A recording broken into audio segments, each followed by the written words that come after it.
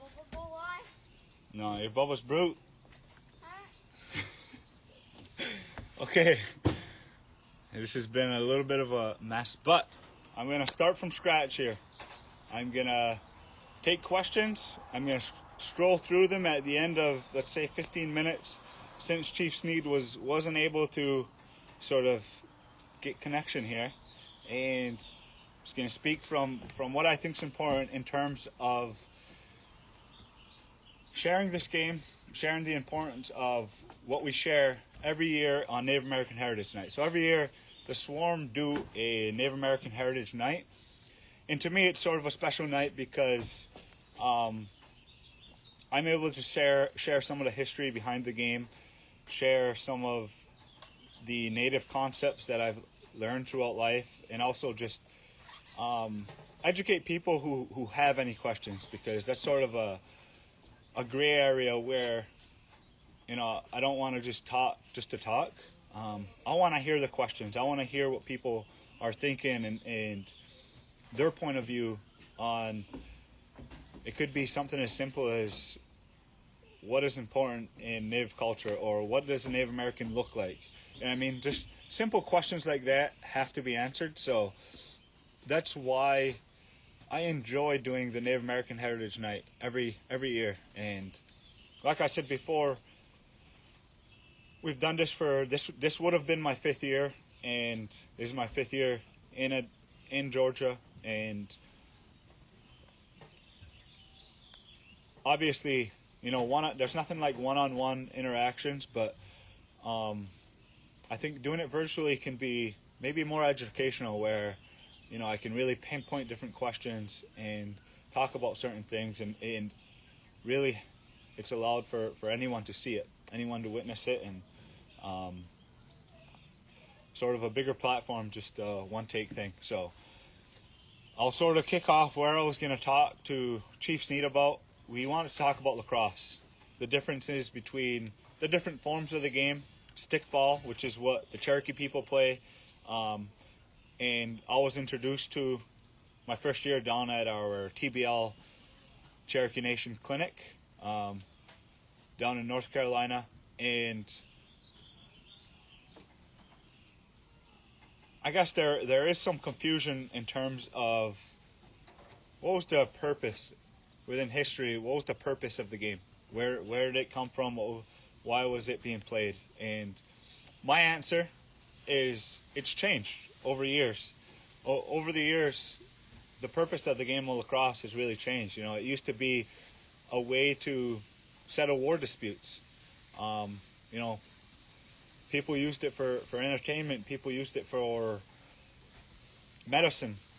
And still to this day, it's still being used as entertainment. It's still being used as medicine for the community, for an individual. So if someone's sick, that's typically what I'm a part of anyways. When someone's sick or needs a medicine game done for them, the community comes together, let everyone know. Whoever makes it, and we play a traditional medicine game where you're only allowed to use a traditional wooden stick. And that's sort of what holds the medicine. The medicine is held in the ball for the individual, and they might not be able to play, or they won't play in that game, so they get to keep the ball, and that's where the energy of that game goes into that ball. And they say the harder you play, the stronger the medicine. And then I guess in terms of each individual, to me personally, it's been in my stick. My stick is what sort of carried me through, been my partner in life, right from when I was born. So I've learned a lot from my stick. And in terms of throughout history, those are different forms of the game. And the Haudenosaunee game, the Iroquois game, that's the closest to what you see on TV nowadays, what you're seeing in college and at the professional ranks. But there are also, stickball. There's a way you can play with, I'm not sure if stickball is played with 2 sticks, but there's also, you'll see it in different shapes and sticks. So that's sort of just one of the things I want to talk about with Chief Sneed, and how that lacrosse is really starting to change within their community. And I think lacrosse growing is what's helping these communities start to pick it back up, because lacrosse has always been one of our traditional games. The other thing I wanted to talk about was I wanted to ask him about being a leader. What are the important aspects of being a leader in terms of your communities? And I guess from my experience, lacrosse, I always take a look at like my captains and my coaches and the people I've always looked up to. And I'll ask myself, like, am I a leader? Am I the result of who I admire most? And I hope the people I admire, those people are leaders.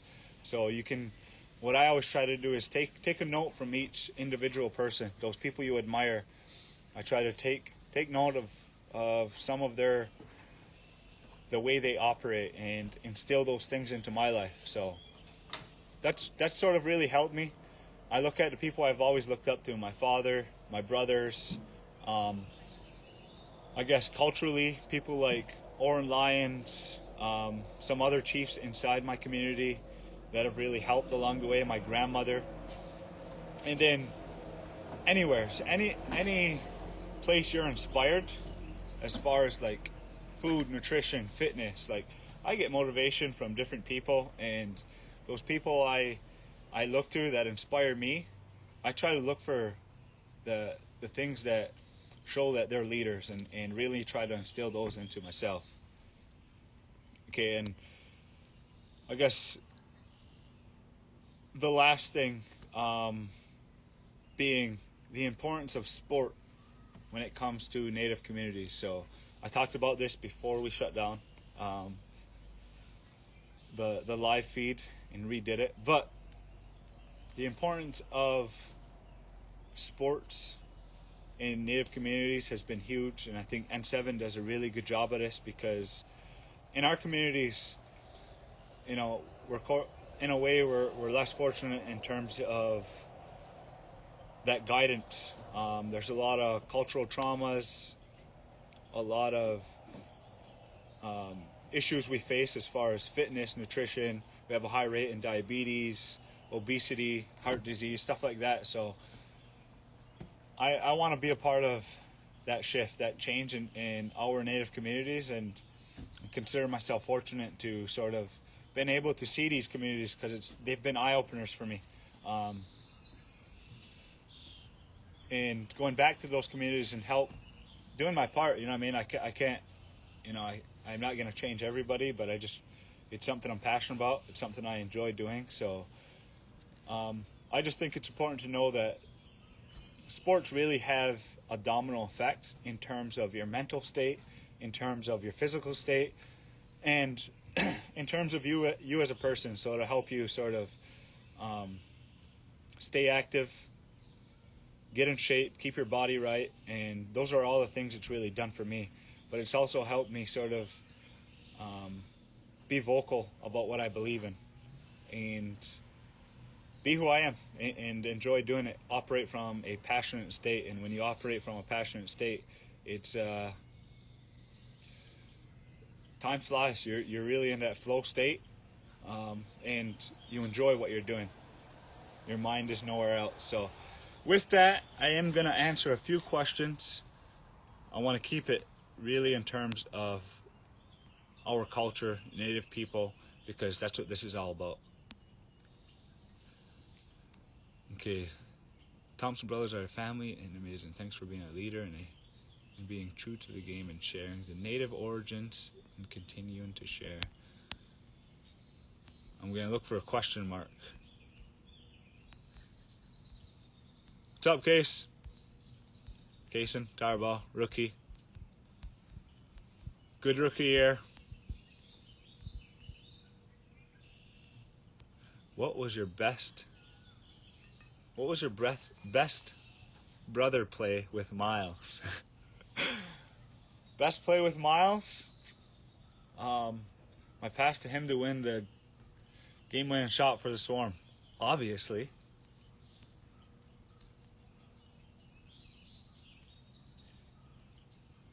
Can you come play for Buffalo? That's going to be a negative. Negative on playing for Buffalo. Okay, I'm looking for a question here. In 3, 2, 1.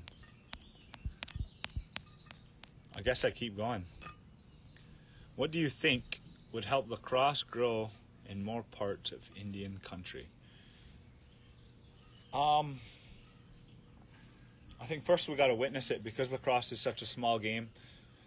You know, we've lost, as Native people, we've lost a lot of our traditions, some things we don't even know about, and some of those things, like lacrosse, I think lacrosse has always been in a part of almost every Native tribe's culture, and it's been a teacher, it's been a game of, we have other forms of medicine games, lacrosse being, I guess, one of the ones that has really started to take off, and it's still not where it's going to be in, 20, 30 years. But I think when it comes to growing that game in our communities, it's witnessing it and it's knowing the importance of it. So picking up that lacrosse stick and knowing that there is cultural significance to it.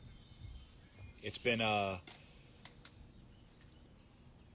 from what I've seen, whenever we can tie something into our culture, into nature, into our way of life, the better. Because, within our community, we always said, even if this game had never became a sport outside of our communities, we'd still be playing it to this day, because it's more than a game, and that's what that means. It means we don't play it to win. We don't play it I don't play it because I want to be a professional athlete and I want to travel to different places and play in different cities. That's not why I play the game. And that's sort of the cultural significance you'll see in different communities. And I'm seeing more people in South Dakota pick up sticks. I'm seeing more people in, the Cherokee Nations pick up sticks, and the Seminole tribes. So, like, places that weren't always picking up lacrosse sticks, they're starting to pick them up a lot more. And I think part of it is just because you're able to see it on TV. And when you see it on TV and you learn the history of it, it's like, oh, that's tied to me somehow. I want to give it a try.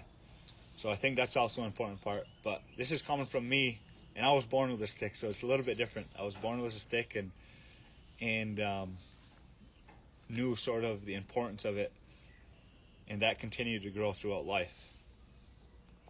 I seen Coach Marr ask a question, so I'm gonna answer him. I gotta.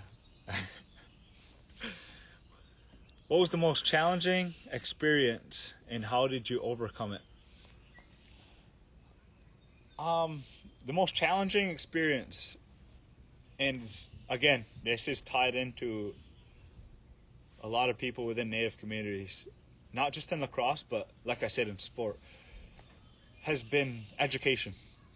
The struggles we face when it comes to education have been sort of what stopped us to continue to grow as people, because of a lot of the cultural traumas we've faced that still live on today, which is why you see some of our communities sort of in a rebuilding stage. But my biggest one has been school.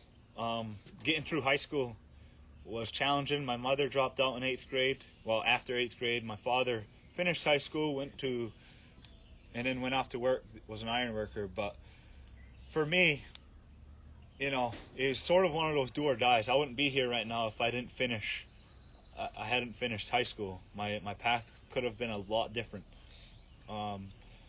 So shout out Coach Marr for really pushing me, making sure I didn't have to go to prep school or JUCO, because even if I took that route, that string was close to breaking as far as education. And my brother Heine, unfortunately, he couldn't overcome that obstacle. And I just see it a lot within our communities, and you see universities starting to recruit more Native Americans, but also sort of taking a risk, because that's a risk. It's sort of a trend that a lot of the natives don't have the best grades. They're definitely getting better and better, which is what we like to see. But it takes coaches like Coach Marr taking a risk to recruit these kids and hope that he can turn a leaf in them and hope that he can sort of flame that fire inside them so that they can start to still pursue that dream and keep that stick in their hands for a little bit longer in terms of playing at that elite level. Good question, Coach Marr. I like it. Do all native tribes around the world learn lacrosse? Sort of touched on this. I don't think we all learn lacrosse, but we're all learning that it is a part of us. So, you're starting to see more tribes, more communities pick up sticks, and it being another part. Basketball within Native communities is huge and has really been sort of a vehicle for a lot of our kids. But in a sense, basketball is obviously very flooded with a lot of people playing the game, whereas lacrosse, it's a brand new game. I always talk about how I never envisioned going to college, for one, and creating my own move where people knew it as like my move, which is that sort of the dunk or that shovel shot. People really start doing that a lot more after I was doing it, and for me, I could have never called that, and that sort of to me just shows how young the game is, and there's so much more to discover. So I encourage you to stay creative with your stick. Grab it every single day, and that's how you build that skill, build that creativity. How hard is acceptability in other American people? I don't really know how to answer that question.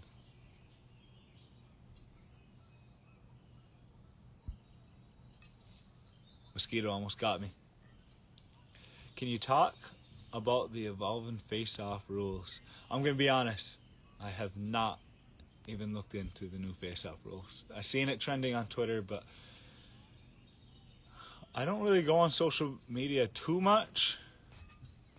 Try not to get absorbed in everything in social media, and just if I do see trends, see if I can connect with them and if they mean anything to me, like what's going on in the world right now. I do think it's important for us to start having more discussions inside your household, which is what's really important, and with friends, and calling people out on anything that is anything related to racism, because a lot of it is just us learning about one another as people. That's all race is us classifying ourselves as Native or black or white or whatever it is you identify yourself as. And in a way, if you're going to identify yourself as something, have a conversation with other people about it and speak your truth. I'm not going to go too far into that because it's Native American Heritage Night. I'm going to answer one last question here. Golden Studis, how different is it to play in Native leagues versus the NLL? It's a little bit different. Growing up, I've always sort of played in Native leagues. I grew up playing in the OLA, which is in Ontario, but half of it OLA, half of it just within the Six Nations. And one thing I will say is it's a lot more physical playing in like the ILA or the Can-Am. Maybe it's because I got a target on my back, or I'm not sure, but naturally, I don't even think it's that. I just think naturally, people within my community are playing from that same passion. Like they're out there to just play really hard. Sometimes it comes off as intent to injure or anything like that, but I don't think that's the real intent. I think it's just they're just playing really hard. And so I have realized it's a lot more physical. And obviously in the NLL, you got a lot more cameras watching. There's fines for certain things. But as far as difficulty, I enjoy playing lacrosse. Whether it's in my backyard, it's still hard going up against Miles and Heine. Whether it's playing in medicine games, I guess that's another thing I didn't really talk about is our medicine games. We have a medicine game every spring, and I want to sort of paint the picture of what this looks like. Imagine sort of being on a turf field, but no boundaries, obviously, and the nets are probably the same size as far as width as a 6-foot net, but they go up to, we say, the sky world. So if you throw it and it goes between the two poles, it's a goal.